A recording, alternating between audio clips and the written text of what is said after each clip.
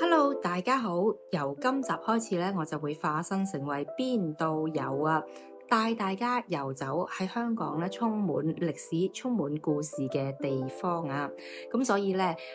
我哋有陣時去遊嘅地方咧，你真係未必有時間或者有錢就可以到噶，因為我哋咧好多時候都要走進歷史去睇當年嘅文化啦，同埋一啲民間嘅生活嘅。好啦，咁而講到第一集咧，咁我想同大家由呢一點開始。嗱，話晒咧，香港都係飲食天堂啊嘛，咁啊民以食為天，所以咧我就想從飲食開始，同大家講下香港嘅歷史，而且飲食，我相信我哋好多人都中意噶啦，係咪？正所謂辛苦揾嚟志在食啊嘛。咁但係啦，香港都話係一個美食天堂啦，有咁多好嘢食，咁我哋應該從邊飯開始呢？就從我哋最熟悉嗰一飯開始啦。講緊嘅呢一樣呢，就係茶樓飲茶嘅文化，即係香港嘅茶樓啊、茶居啊、酒家、酒樓嘅歷史啦。嗱，講翻咧，如果關於香港嘅食肆啦，最早嘅文字記錄咧就屬於呢一位嚟自清朝嘅人士啦，佢個名叫做張德義啊。當年咧喺《隨史法國記》裏面咧，佢就講到喺同治9年啊，即係1870年，佢經過香港啦，咁啊曾經喺蘭桂坊嘅楊蘭記茶舍嗰度咧就稍作休息嘅。咁但係咧，呢個楊蘭記嘅茶舍咧喺20世紀初嘅時候咧就已經不存在㗎啦。好啦，咁而香港嘅茶居咧，其實好多時候咧就設於市區嘅中心繁盛嘅街道嘅，咁而且咧有啲唔同嘅分類嘅，例如係大茶樓啊、大酒樓嗰啲啦，咁啊有樓座嘅，即係可以上樓咁嘅，咁亦都有地檔啦，咁啊係地下嘅一層嘅啫，咁所以咧呢啲地檔又叫做地踎館，亦都係因為咧有唔同嘅檔次啊嘛，有酒樓啦，你可以即係上一層去飲茶嘅，或者一啲嘅地踎嘅地方。咁所以咧，唔同嘅地方嘆茶咧，其實價錢就當然咧都會有啲差距啦。咁而講到咧喺辛亥革命前後啦，香港出名嘅茶樓咧就有皇后大道中嘅德明啊，德明咧其後就搬咗去灣仔嘅大道東，咁亦都有三多。有德雲啦，仲有上環大馬路嘅富隆啦，咁而地檔嘅茶居咧，就大約咧係比較集中喺中環荷里活道同埋威靈頓街等等嘅地方啦。佢講咧喺60至90年代咧，其實就真係一個全盛嘅時期嚟嘅。嗱，唔知道咧，大家有冇經歷過呢一個嘅即係艱苦嘅歲月咧？就係當你要飲茶嘅話咧，咁當時咧係要勁早起身嘅。咁通常咧都係即係做仔女嗰啲咧，就俾阿爸阿媽咧的起身一齊咧去茶樓嗰度咧就霸位嘅。嗱，據講咧當時咧，因為冇依家嗰啲攞籌啊，亦都冇預先 book 台啊嘛，所以咧如果當年要飲茶嘅話咧，就真係要一早起身啦，然之後咧就直接就踩上去茶樓嗰度啦。咁啊，大家就一去到咧就要望下啊，睇下邊張台咧食得差唔多七七八八，就嚟埋單咧。咁你就好企埋去隔離咧嗰度就等佢埋單。一埋單咧，你就即刻攝落去坐低咧，咁嗰張台咧自然就係你㗎啦。咁但係咧呢一個制度都當然有佢唔完善嘅地方啦，因為咧好多時候唔係淨係得你睇到嗰一張台係就嚟埋單㗎嘛，身邊都有其他人睇到嘅。咁如果你當時咧唔夠惡啦，或者你係一個塞豆窿啦，你係個細路啦，咁好多時候你遇上一啲比較年長啲嘅人士啦，或者佢比較惡啲嘅話咧，咁好多時候咧佢都係會霸到嗰張台，咁然之後咧你又死死地氣咧，唯有揾個另外一張台睇下邊張就嚟埋單，咁啊走去企喺嗰度再霸過啦。所以咧，佢講當個年代咧，其實通常咧就唔會一個人落去排隊嘅，即係雖然係比較艱苦啲，但係而家聽落咧，其實又真係可以令到屋企人咧更加團結啊！嗬，即係嗰種嘅人情味，嗰種嘅凝聚力咧，我覺得又好唔同喎。雖然比較唔方便，但係我又中意呢一種嘅情懷啊！唔知道你又點睇咧？嗱，同埋咧，原來當年啦，好多人咧，佢哋朝頭早返工之前咧，同我哋而家唔同啦。我哋可能就會去嗰啲快餐店啦，或者係茶餐廳嗰度食早餐，或者係買返公司嘅。咁但係當年咧，好多特別係男士咧，佢哋都係會勁早起身啦，跟住去茶樓嗰度攤返1盅2件，跟住睇埋報紙，然之後先至返工嘅。咁但係今時今日咧，茶樓嘅嗰個需要咧，似乎冇以前咁高啦。話晒咧，依家啲人啊，佢哋擺酒啦，或者嗰啲滿月酒咧，或者結婚啦嚇，好多時候都會喺酒店嗰度咧就搞咗佢嘅，因為夠 grand 啊嘛。同以前咧主要喺茶樓啊、酒樓嗰度擺咧，就真係好唔同啦。咁啊，再加上咧以前去茶樓啊、酒樓嗰度咧，哇！你一餐飯咧、一餐茶咧，真係一食咧就2-3粒鐘嘅，所以咧嗰個流轉少啊，自然咧收入都冇咁多啦。咁所以咧有啲嘅酒樓咧，真係未必捱到頂得順㗎。唔同今日啊嘛，今日我哋去餐廳度食飯咧，成日都限住你1個鐘啊、個半鐘啊、2個鐘咧，咁大家好埋單啊咁樣，咁就可以咧再做多幾 round 嘅生意，增加多啲嘅收入啊。就係因為呢啲種種嘅原因咧，所以令到茶樓咧喺今時今日嚟講咧，似乎就越嚟越少啦。我哋咧喺街頭巷尾咧見得好多嘅，反而就係一啲嘅我哋俗稱嘅廢水啦，又或者咧係 coffee shop 咧就比較多、比較盛行一啲啦。考大家先，知唔知道香港第一間酒樓係邊一間呢？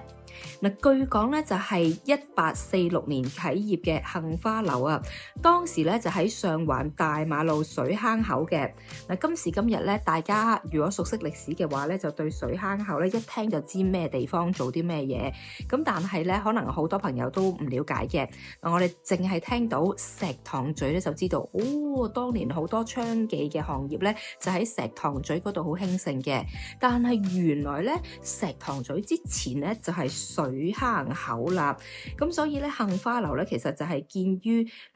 娼寮妓仔聚集嘅水坑口呢一個地方啊，咁亦都係因為咁樣咧，人流啊勁多啦，日夜顛倒嘅。杏花樓咧就係依靠呢一啲娼寮妓仔嘅行業而衍生出嚟嘅副業啦。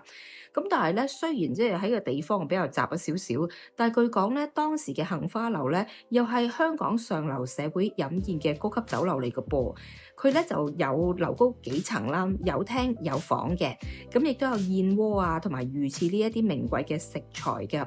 咁再加埋咧，當年嘅廚師好多咧都係廣東嘅順德人啦，所以呢一間嘅酒樓咧，佢主打就係鳳城嘅風味。咁啊，後來咧喺1900年嘅時候咧，全港啊杏花樓嘅數目咧已經有成30幾間，不過咧主力都係集中喺水坑口同埋石塘咀一帶，即係呢啲娼妓比較多嘅地方啦。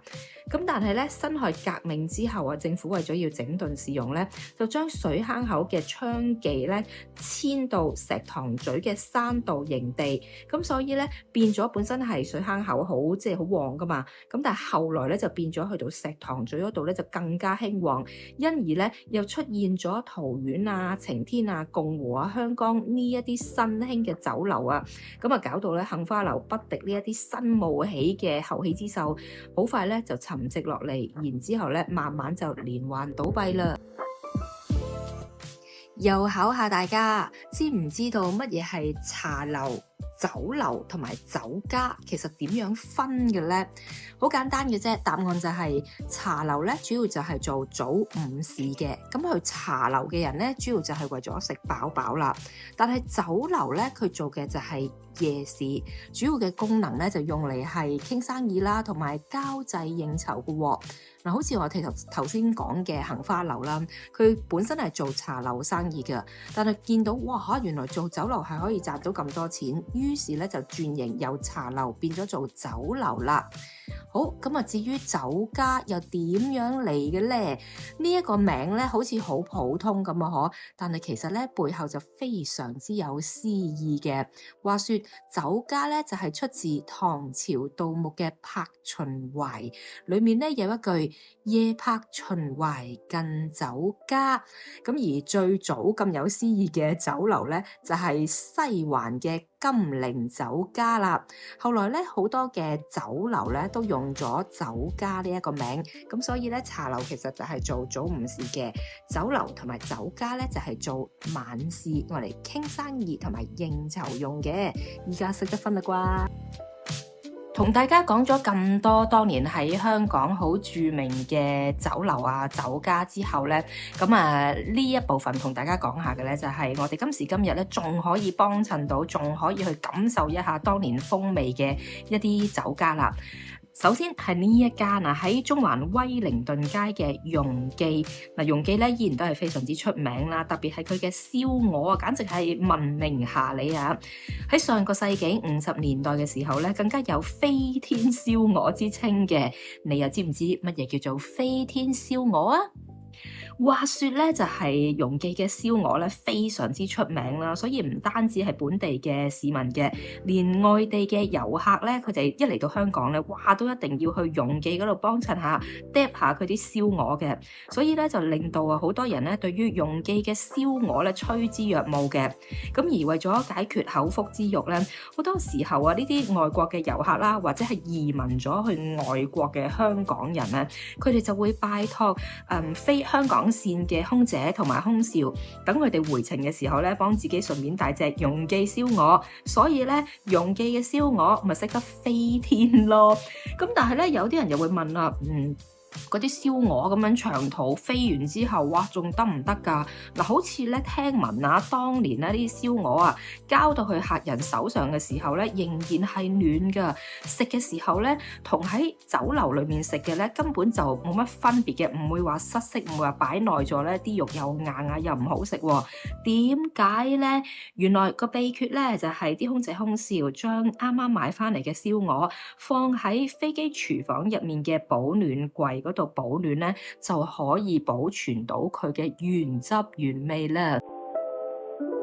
哇，講咗咁耐嘢咧，真係要揾個地方嘆翻一盅兩件先得啦。今次同大家實地考察嘅地方咧，就係香港嘅百年老店蓮香樓啦。其實蓮香樓嘅前身咧，就係喺廣州西關一間婚慶餅店叫做高酥館。不過咧，因為佢以蓮蓉為餡料嘅酥餅咧，實在大受歡迎啊，所以1889年咧就改名叫做蓮香樓啦。咁一路到1927年咧，第一代嘅蓮香樓就喺中環嘅皇后大道開業，不過咧經歷過幾次搬遷之後咧，最終就落戶喺中環威靈頓街呢一度。咁依家咧你去到蓮香樓嘅時候咧，都會發現佢其實仲 keep 住60-70年代嘅裝修㗎。拍呢條片嘅時候咧，時近中秋啊，所以見到賣緊月餅啦，仲有咧好經典嘅以前嗰啲懷舊紙盒嘅包裝啊。